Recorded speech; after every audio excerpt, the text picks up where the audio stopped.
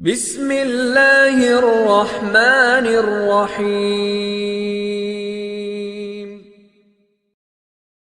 السلام علیکم ورحمۃ اللہ وبرکاتہ۔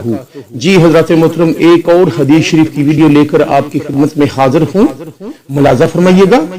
حضرت ابو امامہ رضی اللہ تعالی عنہ سے روایت ہے کہ رسول اللہ صلی اللہ علیہ وآلہ وسلم نے ارشاد فرمایا، جو کسی یتیم کے سر پر اللہ تعالی کی رضا کے لیے ہاتھ پھیرے تو اس کے لیے ہر اس بال کے عوض نیکیاں ہوں گی جس پر اس کا ہاتھ پھرے، اور جو اپنے پاس رہنے والے یتیم یا یتیم لڑکی سے بھلائی کرے تو جنت میں نئے اور وہ ان کی طرح ہوں گے۔